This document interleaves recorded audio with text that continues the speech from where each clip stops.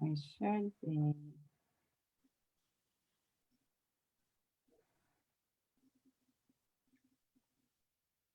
All right, I think we are officially live. I'm going to hit record on this as well. We're going to get started in around about 30 seconds. So while we are waiting and just setting up a few things, we'd love for you to share in the comments if you're joining us here on Facebook today, where you are tuning in from and one thing that you are grateful for. I always love going back through these comments and keeping an eye on everyone's gratitude and appreciation for the day. But we are officially off and running. So welcome everyone. Welcome to our 4th episode of our Naked Health TV. I am so excited today to be joined by not only an incredible woman, but a very special friend and business partner to me, the incredible Victoria Reihana. And today's topic for our Naked TV is mindful menopause. And I know Victoria has had so many women knocking on her door to talk about this subject. We thought we would bring her into the spotlight so that we can share some of her pearls of wisdom around this topic with you today. As always on these sessions, our aim is to really cover a range of health topics, everything from health, fitness, nutrition, to parenting, to self-worth, self-love, and empowerment, and to really bring you, our viewers and our community and our network, the very best coaches and experts in these fields. And today's expert, she is incredible, and I'm so excited to share her with you guys. If you're already a member in our Naked Health community, then you already know Victoria. She is a household name in our club. If you're coming across to our page for the first time today, then allow me to introduce Victoria to you. She is our resident head coach in the Naked Health Challenge. She is an IIN coach, and she is a Meno fitness coach, which is all to do with menopause. And today we are going to chat a little bit around some tips that Victoria has around menopause.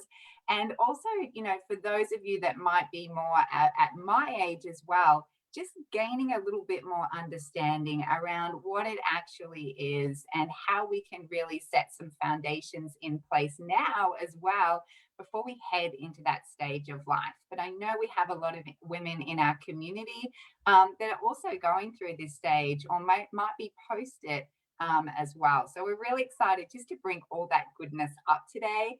And you know what? This one's for the girls, right? Have a bit of a girl chat, have a bit of a chat amongst some friends, and, you know, break maybe even a little bit of stigma about talking about this publicly as well. So, Victoria, you glowing goddess, and I know you don't mind me sharing this, but you're also 49 years young. And you just honestly, so many people look up to you, not only for your health and wellness, but, you know, just your mentoring and your coaching and your guidance that you give women on an everyday basis. So I would love for you to share, maybe we could start off for the rookies like me over here, maybe just chatting a little bit around what menopause actually is. And I know that there's a few different stages of it, just to bring us up to speed a little bit. Yeah, sure. Thank you. I'm really excited that we're talking about this because you're right. I think that there is a stigma about menopause. I think that a lot of people think that it's midlife, it's a time when you get old, you get belly fat, you get cranky and grey. And I'm here to say this is definitely not the truth. This is a time when, you know, women get to really give back to themselves, where they can really focus on themselves, because life is different from when you were in the thick of it with young children. So this is a time when I really, really want women to take care of themselves and just give back to themselves, because they've been the caregivers for all these years, caring about everyone else.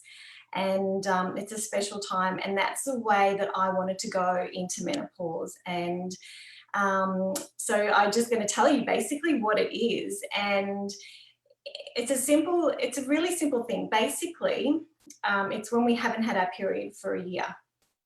And I was like to my doctor, that's it. That's how I know I've got menopause, because I had not at this stage had my period for a year and a half. And I'm like, okay, this is it. I've got menopause, but I wasn't really sure how do I know that? That's the reason.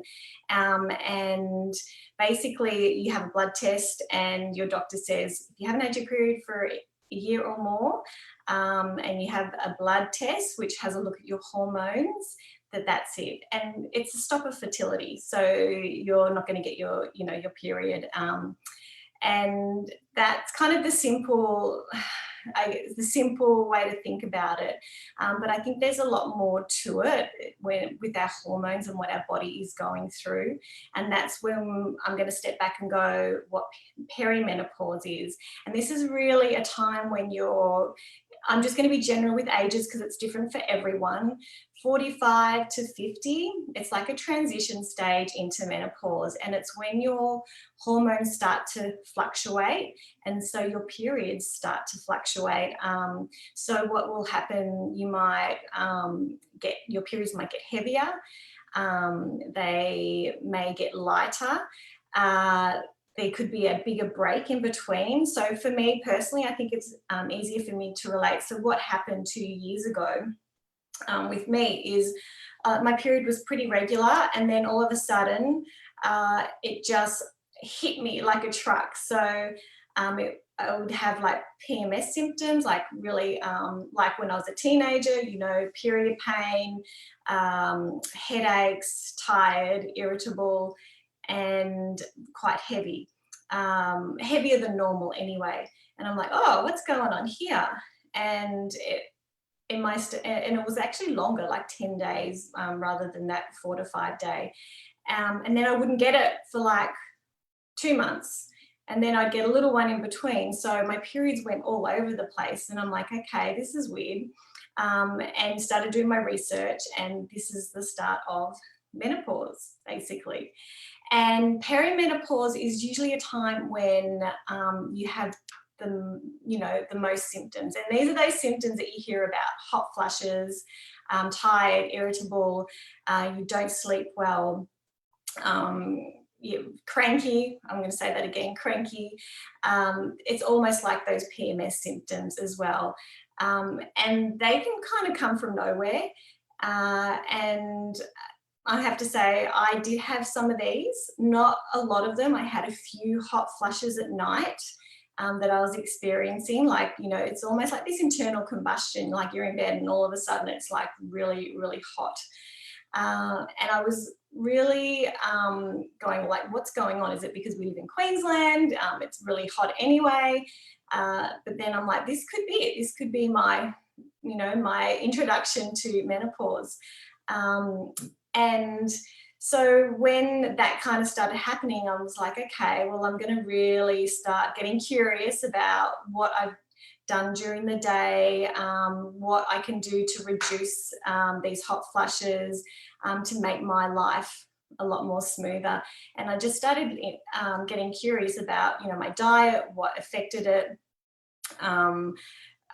what made me more susceptible to those, and got on track and on top of it pretty early in the piece, which I can go more into because everyone's different, but I think it's really important to, really start getting curious about what's happening with your body through these changes.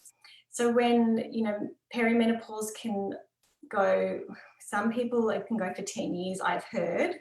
In my instance, it was just over a 2-year period, and I really learned how to reduce those symptoms until I haven't had my period for a year and a half now, and I've had my blood test, so I am menopaused, as they call it. Wow. Oh, I just popped that over to me for no reason there. I was going to say, there you are. Let me just pin you back there. Excuse me, playing around with the computer screen right here. But I really love that you pre-framed that with, when you said at the start there, you went in with intention. It was like curiosity.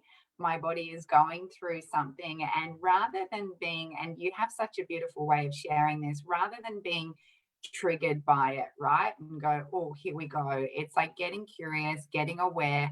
What are some new tools that I can learn right now to really help my body through this stage and my hormones through this stage? So, what are some of the things that you really did to really help, as you said, that awareness of during the day of what if the hot flushes were coming on, what was I eating something different that day? Were the stress levels high? I don't know. But what are some of the tools that you really put in your tool belt? Because you've got decades of experience in the holistic wellness space. You're already, to most people, you are just this picture of health. You've got every tool in the tool belt, but it's a continuous journey, right? And you had to learn a few new tools to throw in there. So, what would some of those be? Yeah, absolutely. I did. I really started just writing down my food and researching as well what foods that affect, these hot flushes, and obviously the way you feel, your energy levels, your moods, etc. And for me personally, if I'd had wine at night, if I'd had chocolate at night, if I hadn't drank enough water during the day, I had a terrible sleep. I was hot. Yeah, it really made a difference to me. And, I think those two things, wine and chocolate, will upset anyone's sleep if they're having them at nighttime. But for me, I was, really conscious, not to have them like late at night. And if I was, just not so much. So really reducing them. Also coffee, I cut down on my coffee. I went through from a double shot, maybe 2 double shots a day, which is 4 shots of coffee, down to just a small 1-shot coffee a day. And that really helped me as well for my quality of sleep. And it is different for everyone, but you just having a really good close look at those things that are going to trigger you. And obviously, just making sure I'm getting an abundance of fruits and vegetables into my diet, and making sure that I'm drinking enough water. It's all the really simple things that we know and we talk about, but I do feel a lot of people just still don't do it. They still don't do it. They don't recognize it as being an important factor for all over health. But this is really when you got to hone in. If you want a good quality of life, and that's, you're at a stage in your life where things are, you've got more free time, you want to be thriving and you want that quality of life. You deserve it. It's really time to give back to you, and it can definitely happen. But you've got to be your own detective and you figure out what's not working and eliminate it and start focusing on what is working and get more of that into your life. Wow, that's beautiful. The internet was shaking at the very start, and this was a really beautiful point that you brought up. So I just want to bring it to the light again, just in case anyone missed it. But you mentioned that, there's a stigma around menopause as well, and women feeling comfortable to talk about these things publicly, right? It's like sometimes as women, when we get our period at first, sometimes there's this awkwardness around it and we're almost a little bit embarrassed, right? When it's just it's a part of life and it's a beautiful part of life. But we go through that when we're young, that period cycle. And then for a lot of women, it's that heading into pregnancy, right? Yeah. And again, a lot of women struggle with that and the changes in their body. Can you share very briefly your story on your intention when you were getting pregnant? And then you said it was almost like you had to recommit to yourself again during those hormonal stages that happened with the menopause as well.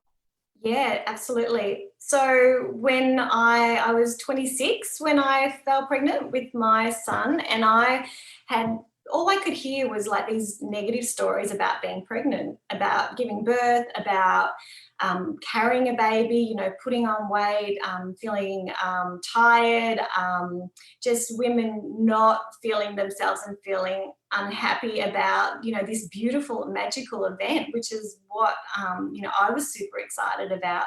The human body is amazing. And I really made that decision then and there that I was not going to listen to any of that, that I was going to do whatever I can to make it a beautiful process. And so I, you know, I really looked after myself. I didn't eat for two. I just, you know, made sure I had an abundance of fruits and vegetables, that I got good rest, that that anything that I read was positive. I spoke to positive people, had positive experiences. I just really wanted to thrive and enjoy that experience of being pregnant and giving birth. And I did, I really did.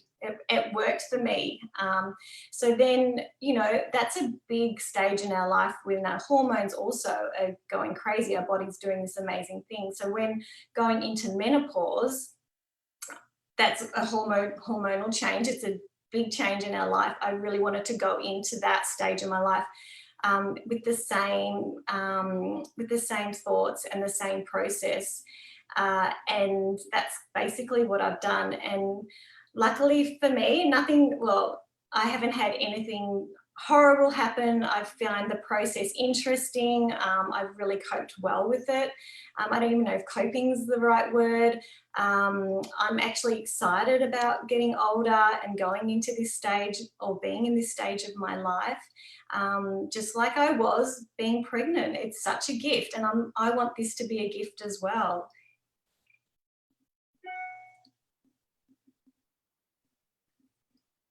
We're frozen. Oh, I think we might have froze. I think we're back. Are we back? Yeah, I think. Did I freeze or did you freeze? Can you hear me now? I can hear you. Hello? The internet's not letting us too much, but I'll keep going on in any case. Okay.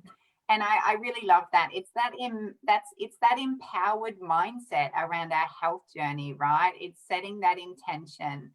So what would you, for someone that's at the very start of their journey and they really haven't got that, they feel very confused and overwhelmed with their health, what would be like a few tips that you would give someone? Because I know you're big on, you know, nutrition and fitness and mindset being a huge part of someone's wellness journey.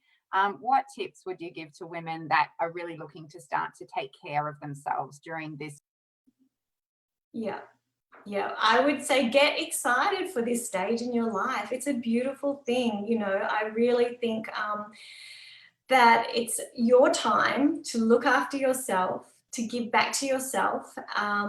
The first thing I would say is go and see your doctor if you think that you're perimenopause or, you know, going into menopause. It's really important that you see your doctor and you find out exactly what's happened, and they can do that with a few blood tests, and also, you know, you can talk about where your period's at and get that support.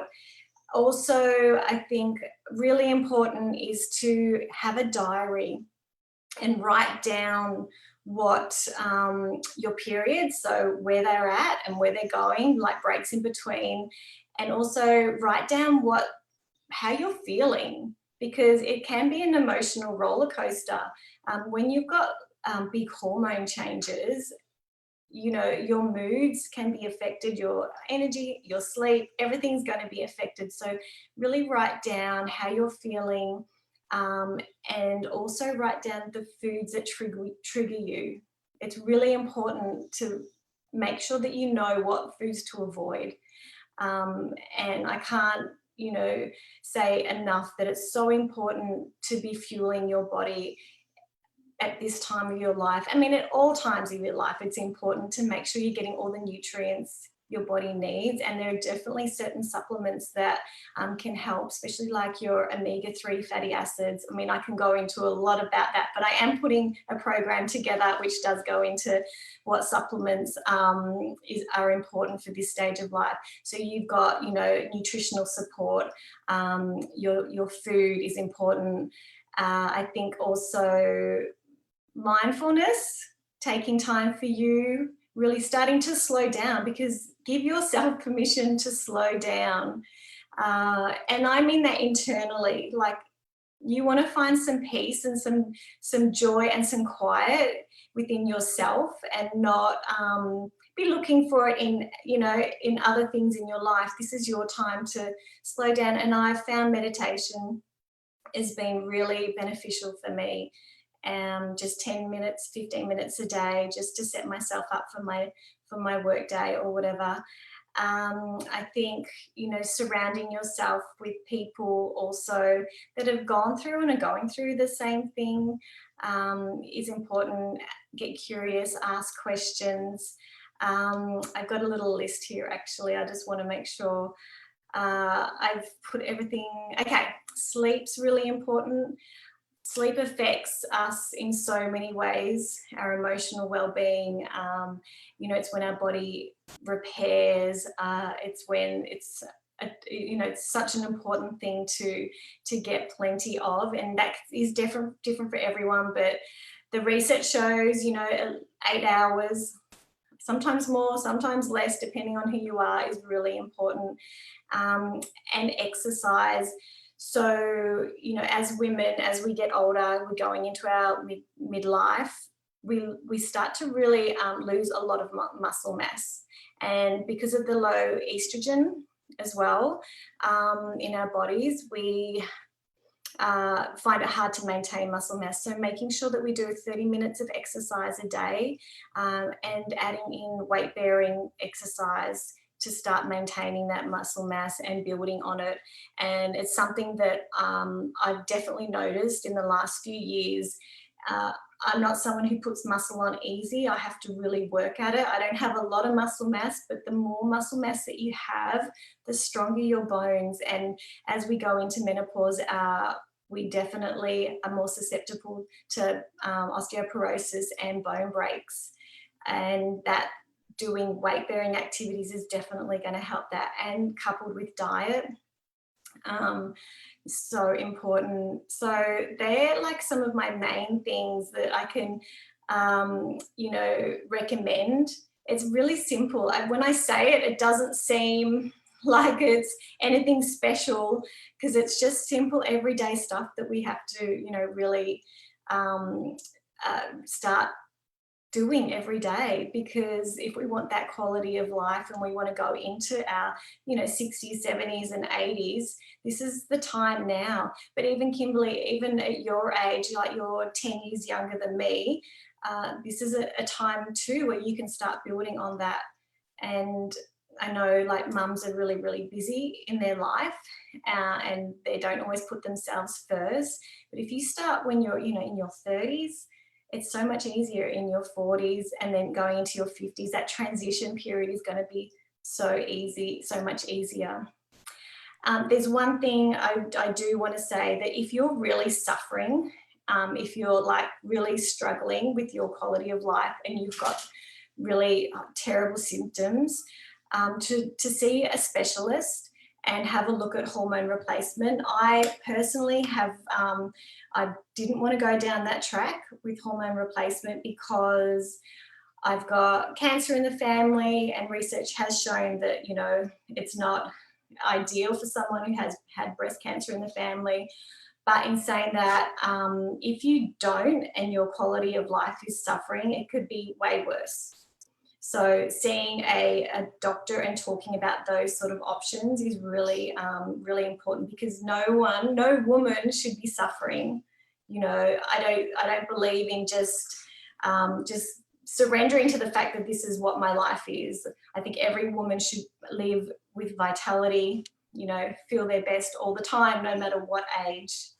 So yeah, if you're really struggling, definitely have a look at hormone replacement, because that could really change your quality of life and just, you know, make you feel normal again, which is what most people want. Yeah, I love that. And it's so beautiful. And I think it's also women giving themselves permission, right? To put themselves first. And right now, sorry, I can see my internet going a bit wild.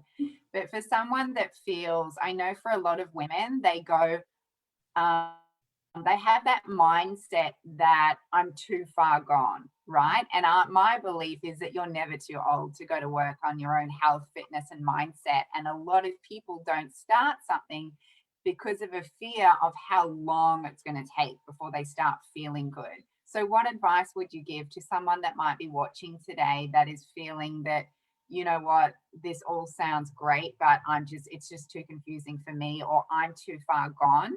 What advice would you give to I want to remind them that our bodies are friggin' amazing. They're so amazing, and our bodies are adaptable and they change and they adapt and they thrive whatever we give them. So we're going to give them, you know, great food and exercise and do all those good things. Our body's going to thrive. And do you know what? I find people that haven't focused on their health for a long time or most of their life, and then they go and start focusing, they get the quickest, best results. They do, and it amazes me. Like they can change their life around like that. You know, a little bit of consistency, support, and just, you know, having those tools available to them, it happens, and it can happen quite quickly. You know, I could probably go on a tangent here about it, but, you know, for example, talking about muscle mass, you know, it takes 6 weeks, you know, 6 weeks of consistent training to start building muscle mass in our body. Like, it's crazy. You'll see the results in 6 weeks. now? And yeah, and I find that people have never done anything before and go and do it, they will see the results quickly. They will. I love it. Incredible. Thank you so much, Victoria. Is there anything else that you want to add, I suppose? Um, just that, you know, you're not, if you're going through perimenopause or menopause, just to remind yourself that this is your time to thrive. It's not, you're not getting old. You're not getting, you know, you are actually thriving. And I think just changing that mindset, and the stigma is really all that it takes. And just, you know, surrounding your people that feel the same, that aren't going to settle for just what is.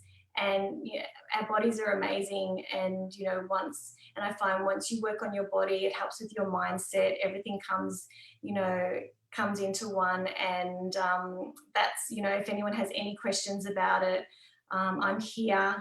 I'll answer any questions you have. If I don't know the answer, I'll find out. Incredible. And where can people find you on Instagram, my love? Just for people that are coming across our page for the first time, where can they find you on Instagram? On Victoria Jane Fitness is my handle. Victoria Jane. Awesome. Cutting out, sorry. Sorry, I am too. I'm going to finish up because my internet's going a bit wild. But a huge thank you for joining us. There's just so much gold poured into this today. And for those of you that are looking for support in this area in your life, our Naked Health program as well. So we really encourage you to reach out to your Naked Health ambassador, and they can really direct you towards our beautiful programs that's all overseen by Victoria. As Vicky said, if anyone wants to reach out to her personally, she honestly is the most heart-driven servant woman that you will ever meet. So head over to her Instagram page, have that chat, open the doors to the communication. And I'm not going to say too much right now, but I know you planted the seed. But perhaps there's a beautiful Naked Health menopause program and MenoFit program coming to us, and we might release a few more details in the next month or two. But thank you so much. You are a glowing goddess. We could listen to you all day long. You're so captivating to listen to. So thank you so much. And thank you to all of our viewers who have tuned in today. We look forward to our next episode of Naked Health TV, hosted by Kira Love next week. Bye, guys. Bye, Vic. Bye.